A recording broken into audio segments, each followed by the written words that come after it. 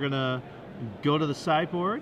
Ruben Bressler will be interviewing my co-host at SCG Indianapolis, Adam Prosak.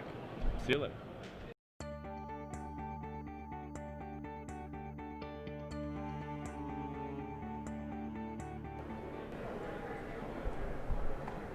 Welcome, ladies and gentlemen, to this episode of the Sideboarding.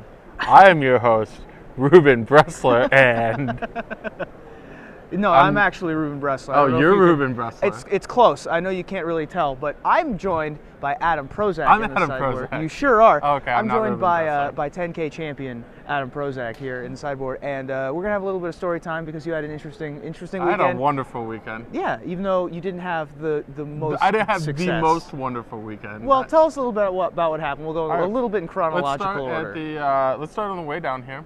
I drove a couple days early with 10K champion Lauren Nolan. Mm-hmm. And while I decided to take a nap in the car, he decided to drive us 2 hours out of the way.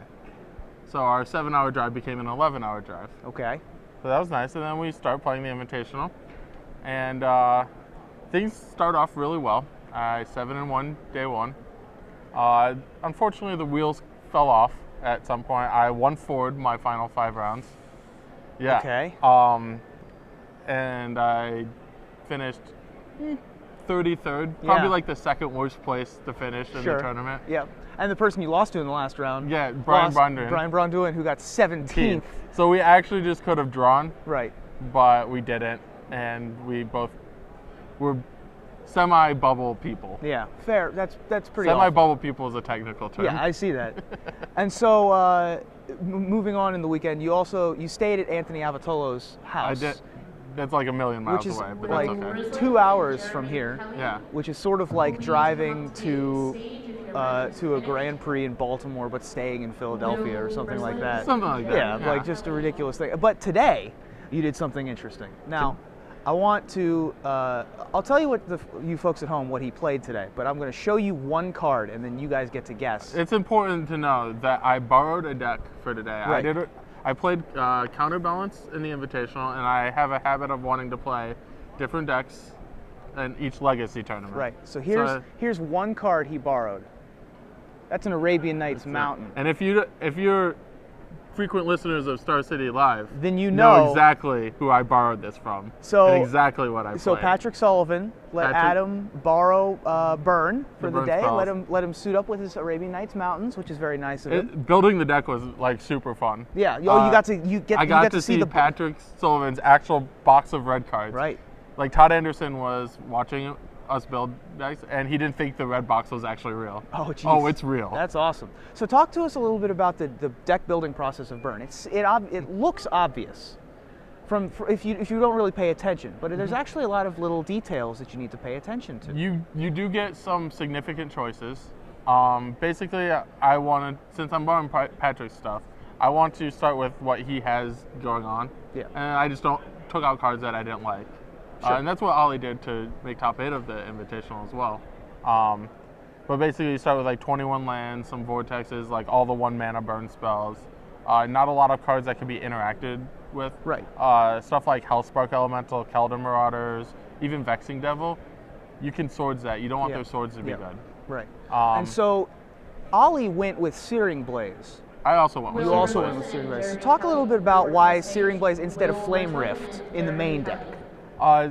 There are enough creature decks in Legacy. Basically, Flame Rift is 4 damage to each of us, and it's mostly for combo matchups. It's just the biggest damage rate you can get, regardless of the drawback. Sure. Searing Blaze is actually 6 damage, but you have to, 3 to their guy and 3 to them, and they have to have a guy. So sometimes it's just a dead card. Right. I actually played multiple matches today where Searing Blaze was dead, and I lost them, not because Searing Blaze was dead, but because I had no live cards. Sure. I played against a Hive Mind deck with Leyline of Sanctity.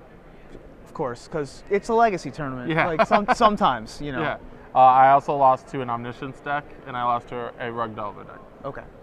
So we were in the last match. We saw Max Tietz was playing Goblins, and you were looking on enviously, as was I, at the Angel of Despairs in the sideboard. Yeah. Round 1, I played next to Max Tietz, and with no realistic way to cast Angel of Despair. Yeah.